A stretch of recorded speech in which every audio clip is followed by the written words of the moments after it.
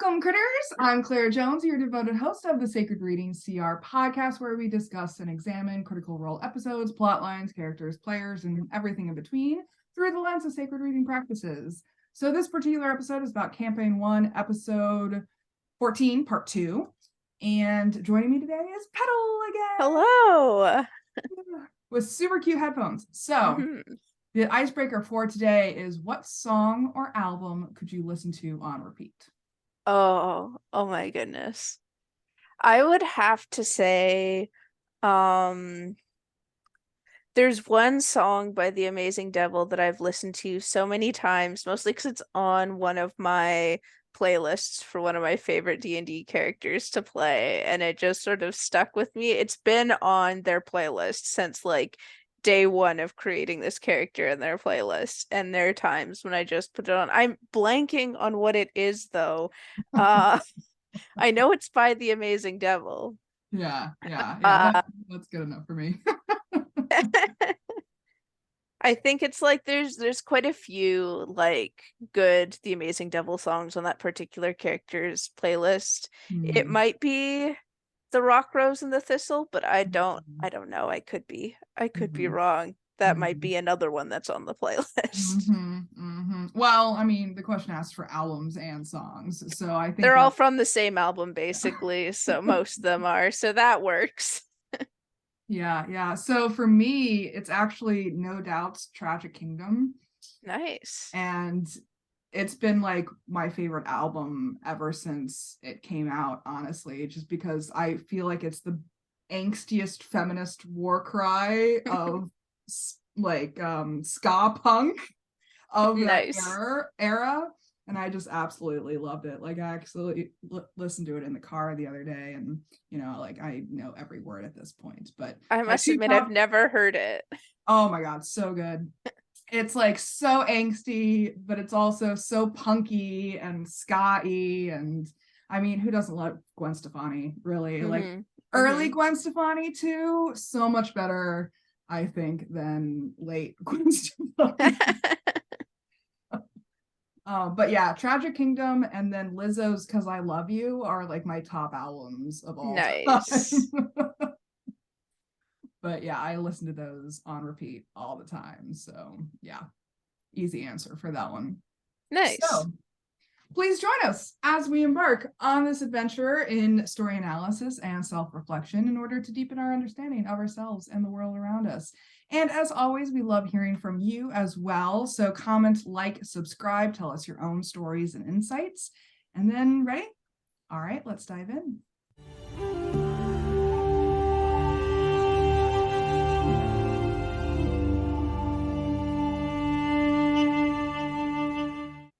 So Vox Machina, they have just returned to Amon after defeating a beholder named Kavarn in the Underdark underneath Craghammer. They had successfully stolen the horn of Orcus he was wielding, and now plan on accompanying the horn to Vasselheim, I believe. I don't think they've actually said Vasselheim, but I know that's where they're heading. Yeah. So it's going to be entombed at the Grand Chantry of the Platinum Dragon there. While everyone else gathers all the necessary people and supplies to make the trek, the group is passing the time with some shopping, as one is wont to do. They head toward Gilmore's Glorious Goods, the most well-known magic shop in Amon, which Vox Machina have already previously patronized pre-stream. They enter the shop, and Keyleth gives Vax enhanced ability for charisma to sweeten his ability to haggle, and he approaches one of the attendants who calls for Gilmore to help him. The man of the hour emerges from the back of the shop, and everyone swoons. Gilmore wraps Vax in a hug, lifting him off of his feet, and then updates them all on the shop's news, saying that business is going marvelously. I had to write that down because that was such a Gilmore word to use. Absolutely. So much so that he's planning an expansion to Western. They all congratulate him and then tell him briefly of their journeys, saying that they're looking to refill their supplies. Vax also asks if Gilmore can take the afternoon off for a walk around town with him. So Gilmore lets one of his attendants, Sherry, I believe it was? Yeah, Sherry. Know that Vox Machina is sponsored by Gilmore's Glorious Goods and to treat them well as Vax and Gilmore leave for their walk. Sherry displays several healing potions on the counter for them. They buy 3 superiors and 6 graders. Grog asks if they sell any love potions, which she says no. Percy asks if they have anything to help with petrification, and she brings them 2 potions of petrification removal, which they also purchase. Vex uses her haggling skills throughout the encounter to bring their prices down significantly, although not as much as she wants. Keyleth also asks if they have any books or classes on making potions, and Sherry says they don't, but it's a good idea, so she'll pose it to Gilmore. Tiberius asks if they have any strength potions, and Sherry tells him that they're all sold out, so he gives her one of his scraps of magic message paper to let her know when they restock. Sherry then leads them to the armaments section and shows them all of their magical items for sale. Vex asks if there's anything that they have that will make Grog smarter, to which Grog responds, well, fuck off then. He then asks if they have any crayons to color with, and Sherry provides a package of Gilmore's coloring sticks. They argue a bunch about how much money they actually have, which takes up a good portion of the second half. Yeah. And yeah, there's not much to the second half anyways. And Pike asks if they have anything that will make her heavy armor quieter. Sherry tells her that she can have it commissioned and will ask Gilmore once he returns. They list the items that they're interested in, and Grog asks if they would be interested in a trade, offering some blue dragon scales. Sherry offers them 1,000 gold per pound of scales, and they also try to convince her to open up a line of credit since they are owned 25,000 gold pieces in Craghammer. They convince Sherry to put everything in a layaway pile in the corner while they wait for Gilmore to return with Vax.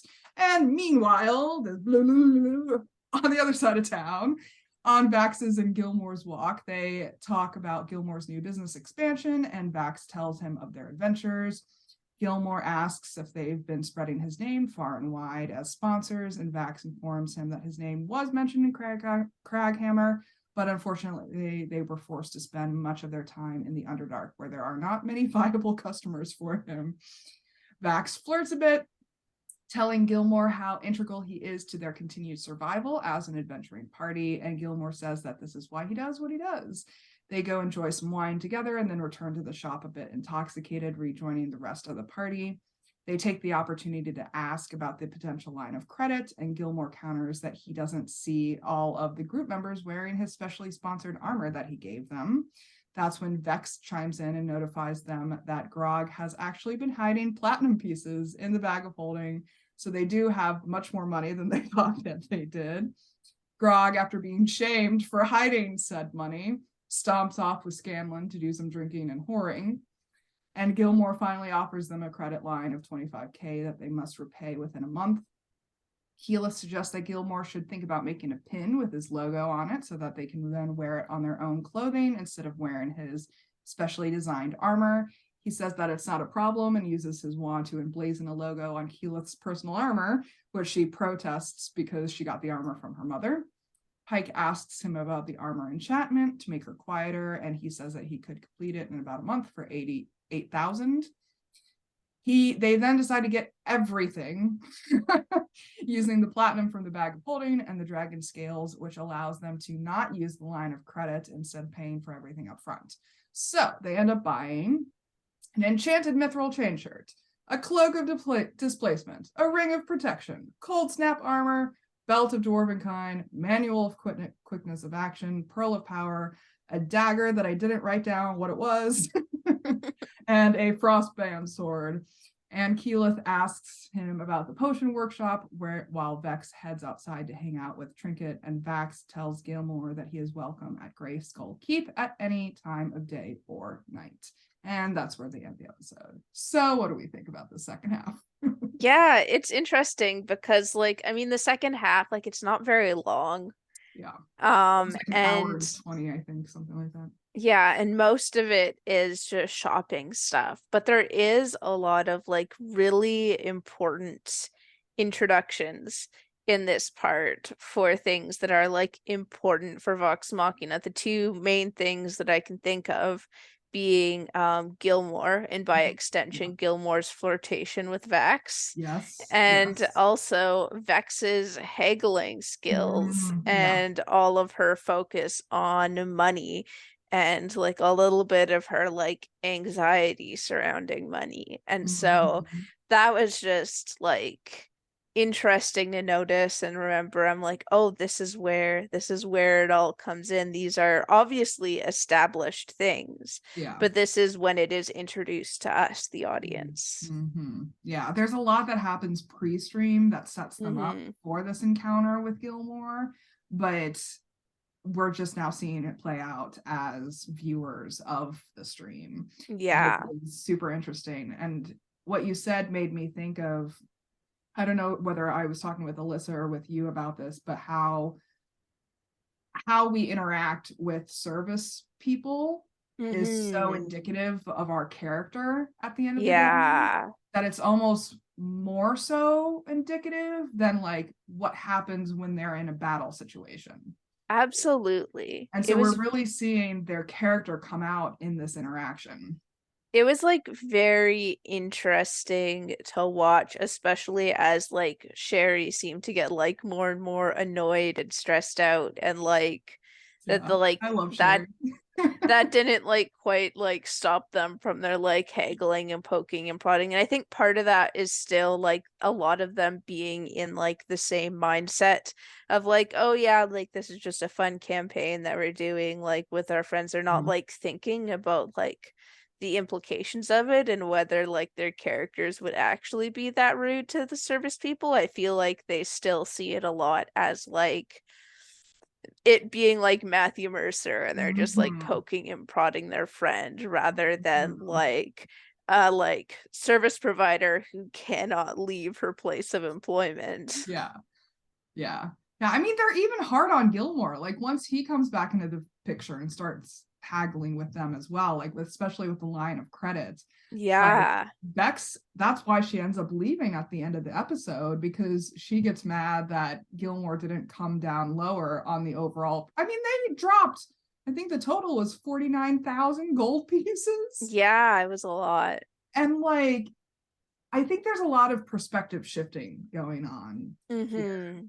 because they are incredibly wealthy now Yeah.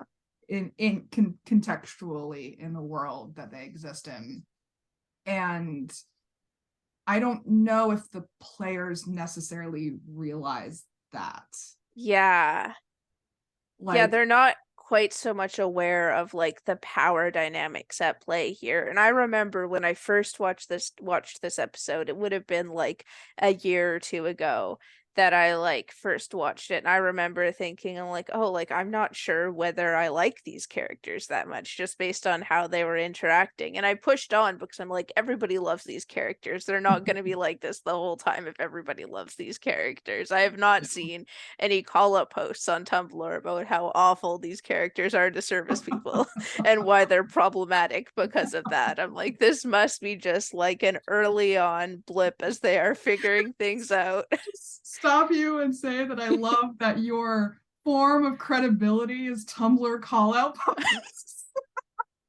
Well, that's just kind of like because I know that Tumblr will call out anything that they deem even slightly problematic. So if I don't see anything about it, it's not an issue. I'm not saying that I agree with all of the call out posts that there No, are. I'm just saying that it's a good like measure of I just love that like that's your bar. yeah, yeah. But you're right, like not a lot of people talk about this dynamic that they have with service people, or like the notes that I made when it comes to the allegories and the metaphors and the stories that we're seeing here is like D&D as a resource management game. Yeah, absolutely. And I think that's what's really, for me, the most interesting part of the second half, is because a lot of people forget that it is a resource management game. Absolutely. And like, I love resource management games. Like, that is my favorite type of game. Like, any type of video game, any type of PC game, any type of board game, if there's like resource management going on, like you've got me hooked. Like, give me a color-coded spreadsheet and I'm good. But that I think that brings to the table is like what draws different people to this game as a whole. Yeah. Because like, yes, there's the role-playing aspect, which is Mhm. huge for some people. There's the like the fantasy kicking ass aspect, which is huge for people. But then there's the resource management that is like for nerds like me. And like Laura seems to really enjoy it. Like she Totally. naturally like took that on as like Vex, like being in charge of most of the party's money and like of haggling and trying to figure out how they get things. And it's interesting to see how that role, like in the Mighty Nine, I think if I recall correctly, that's the thing that's like mostly like shared among everybody. And then it's especially funny to like to compare in Bell's Hells where like Fern is the main resource management person. Yeah, well, I mean, even in the Mighty Nine, Laura was it too, because she had, Yeah, Travis had the bag of holding, but Laura also had that haversack that they that's had true. in campaign 2, and now Laura is pretty much the unofficial tracker of campaign 3 as well, because Yeah. Ashley is incapable of it. Yeah. Yeah, like in like the canon of it, Fern's Mhm. the resource manager, but it's like more of like a joke thing because Yeah. she is the one like the character who is like the least reliable in keeping track of resources. Yeah, yeah, yeah. And like there was, again, we're in that era where the chat is shown in the bottom corner on the YouTube Mm-hmm. videos. And I saw a comment roll by that was talking about how helpful it was. Like, even though these shopping episodes are somewhat boring to a lot of people in the community, Mm-hmm. she was talking about how like helpful it was as a newbie to learn all of these D&D economics, because like Absolutely. even the players aren't sure as to like how many gold pieces are in a platinum, and like Tiberius thinking that they have like a million gold pieces, Yeah, yeah. and they were like, no dude, like we don't have as money as much as you think. Yeah, yeah. Yeah. And like I think it's really interesting to see these like sharing and splitting money dynamics as well, Absolutely. because it brings up a lot of experiences that I've had with like groups or relationships where money or resources in general are shared, and how each person interacts with that dynamic, I think is also Mm-hmm. fascinating. Yeah, yeah, it really is. Because everybody interacts with that differently, and like that can like often be like differences in how people manage money is often like a factor that like ends relationships. It Mm-hmm. once people like start living together and is a Mm-hmm. point where people can be like incompatible on, and it's Mm-hmm. it's very interesting to think about. Mm-hmm. Yeah, and like I think it's really interesting that like Percy never asked for anything beyond the like petrification stuff that he Mm-hmm. asked for. Like he never actually asked for anything for himself. Yeah. Where it seemed like Keyleth and Tiberius were the main contributors to being like, we want the things. We want the things that you're showing us. Give Mm-hmm. us the things that you're showing us. Whereas like Vax and Pike were more like, yeah, we need things, but we don't really care how or why or when, or it was just interesting to see how each of those character motivations came into play too with each of those. Yeah, absolutely. And it was just super unfortunate that Laura and Travis weren't actually physically there Yeah. answering. Yeah, that I think would have, I mean, Laura did like a great job still being very much a part of it despite like Skyping in, but like it would have been very different to like have her actually physically at the table. Mm-hmm. Yeah. Also, I just remembered, I loved the line when I forget who it was who said it, but somebody said that normally when Laura got into haggling mode, everybody would like get up and get snacks and Yeah. take Yeah. a break Marisha while said she that. was Yeah. like sorting Yeah. that all out with Yeah. Matt, Yeah. which I Yeah. found hilarious. Yeah. Yeah. Like this is clearly something that they're used to dealing with, clearly something that they're used to interacting with, and putting, Vex slash Laura as the head of the money. And, now that we know what happens later on and her role that she takes, like in campaign now. Yeah. Like, it makes a lot of sense. But Absolutely. I mean, we're seeing money talks here. We're seeing capitalism. We're seeing Mm-hmm. sponsorships. We're seeing Mm-hmm. lines of credit. But we're also seeing Gilmore's unwillingness to bend to their demands. Like, he is a Yeah, good businessman, absolutely.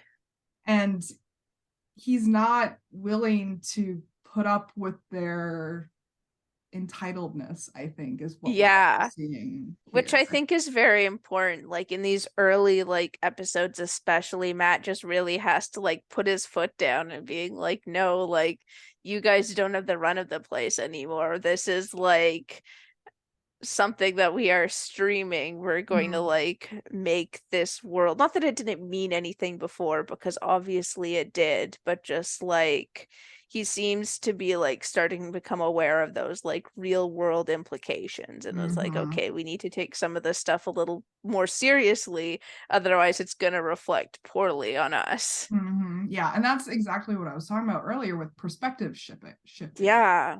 Like, it's becoming more serious. They're having to, like, even just down to the little details of like Orion eating during the stream and making all kinds of noise with all of his different packages and Yeah. like disrupting everything. Like, they're professionalizing, they're in the process of becoming Mm-hmm. professionals at this, and there's some growing pains going on. Absolutely.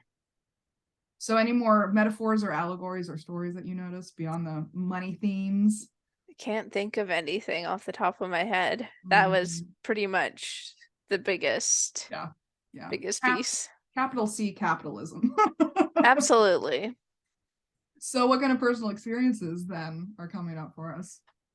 Yeah, well, I mean, it's interesting because I was just starting to have like a conversation with my mom today, because in the new year I'm gonna start looking at like moving out of my parents' house, because at that point I'll be finished my university degree, and like I'll be, yeah, ready An to move insult. on.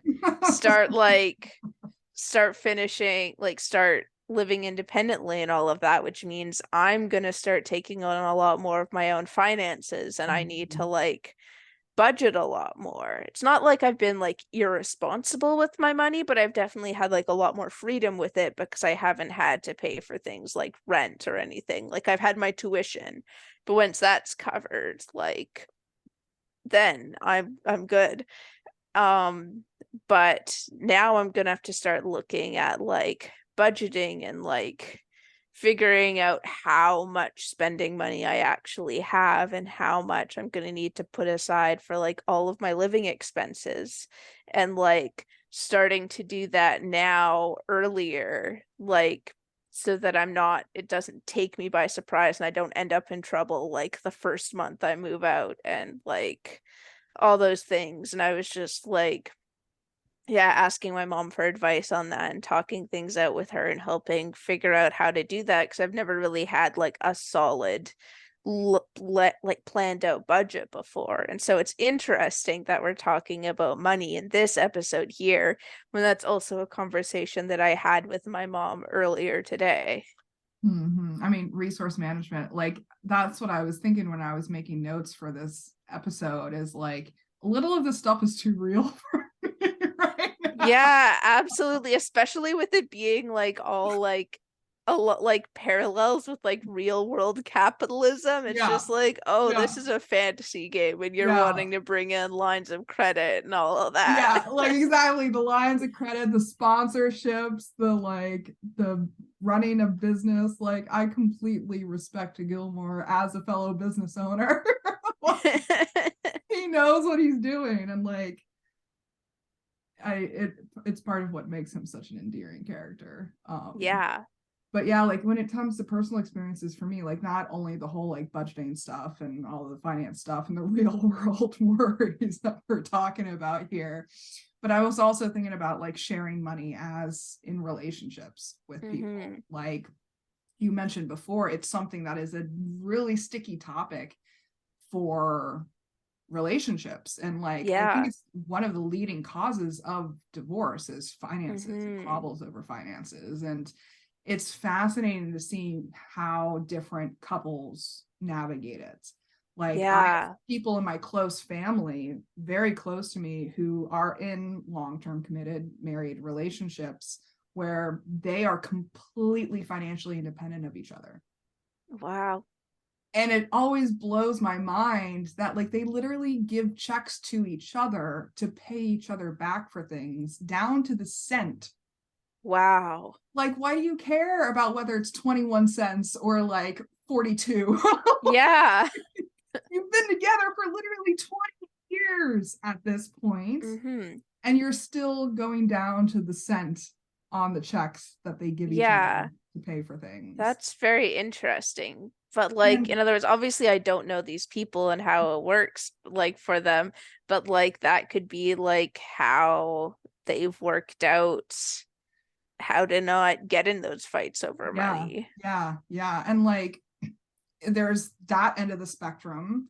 And then we see Vox Machina on the complete other end of the spectrum, Uh-huh. where Uh-huh. they're like, we don't want to care about money. Vex can deal with it. Yeah, yeah. Vex, can I have some money, please? Mm-hmm. Like Vex is just the group's sugar mama. Yeah, yeah, absolutely.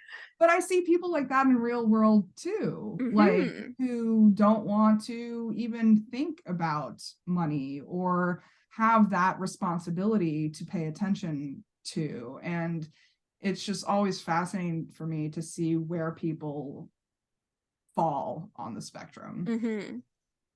Yeah. Yeah. But Yeah, I it is very interesting. And I imagine that's something that I am gonna become more aware of once I like step out and start living more independently. because the other thing is that we're not really encouraged to talk about it either. Yeah, it's considered rude to talk about it, which I Totally. think like really kind of like shields off a lot of like potential like advice and sorting things out and finding ways to like manage Mhm. money in a way that works for Mhm. people and stuff because they kind of just have to like figure it out on their own. And like Yeah. if somebody is having like money problems or like trouble figuring out like how to manage money like responsibly, it's seen as like shameful to admit that and like all of Mhm. that. Like it's a some sort of character failure when really it's just a skill. It's a skill Mhm. that people have to like learn and develop, and like all skills, it comes more naturally to some people than others. Yeah, and like I'm even thinking about all of the like salary transparency stuff that's going on Yeah, nowadays, absolutely. and like how more prevalent it is as we move forward for people to share their salaries with their coworkers, like literally the people who might share the same salary as you, and the vast discrepancy, the wage gap that we see with genders and all of that, like it, Yeah. it's everywhere. Yeah, and like how it's becoming more known that like first of all, despite what employers say, it's not illegal to like or a fireable offense to like talk to your coworkers about wages, and also that like it's a good way of like fighting back against capitalism and like by like sort of like yeah tearing down those discrepancies and like calling Mhm. attention and being like hey I deserve this much too, why are you paying me less, and like Mhm. giving power back to like the employees rather than like being at the whim of like corporations and bosses and things like that. Yeah. And we are seeing these exact dynamics play out in episodes like this. Even though it Mm-hmm. does seem like fluffy shopping the entire time, there's all of these cultural undercurrents that we're seeing play out in this world. Yeah, absolutely. And like the reason why they're in there, those situations and bringing up these talks about payment in the way that they are is because that they're living in the world that we do. If they were living in a society that handled money completely differently or didn't even have money at all, like that whole exchange with Gilmore would be completely different. I was just thinking, like, can you imagine what that exchange with Gilmore would have been like after Critical Role had that super successful Kickstarter campaign? Yeah, Because absolutely. even them as players, their concept of what a whole lot of money is changing, or will Absolutely. change from this point forward. Because like right now they're just like voice actors who don't get paid a whole lot. Yeah. And they're on their path to becoming like one of the most successful D&D. Like they have their whole own like company now, and like their own like charity foundation and their own publishing company and all of these things now. Like they've become really, really successful. They have their own like animated TV show. They Yeah. have all of Yeah. these different ventures. They have comic books and all of these things. It's gone from so much more than just like a small little stream.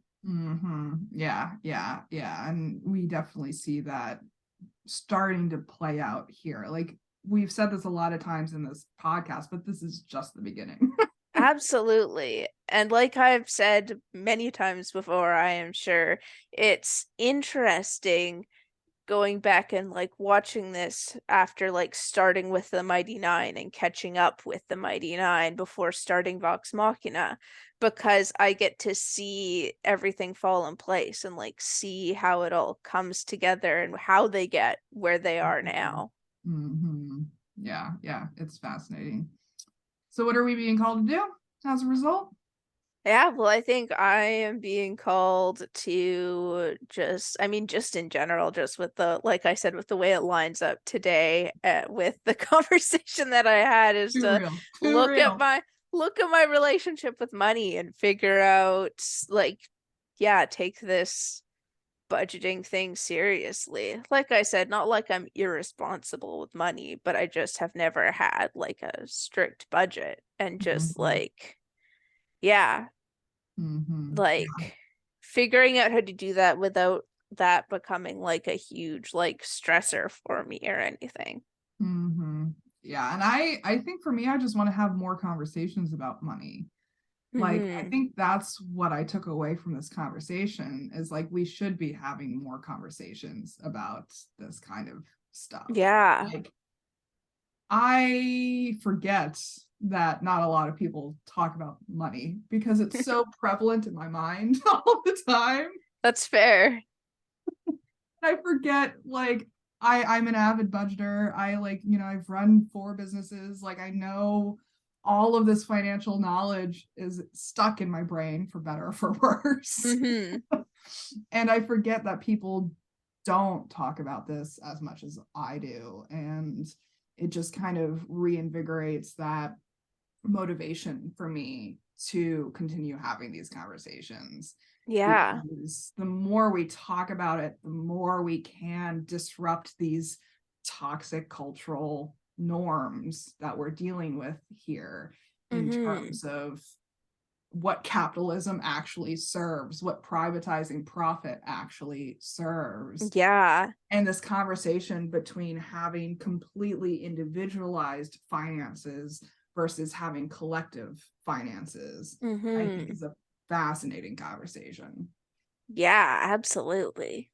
Like I'm even thinking about like in the world of D&D, because I do know that Eastern cultures tend to be more collective focused, more Hmm. focused on the group. Like, do the Western capitalistic mechanics of D&D disturb people who are more collectively minded?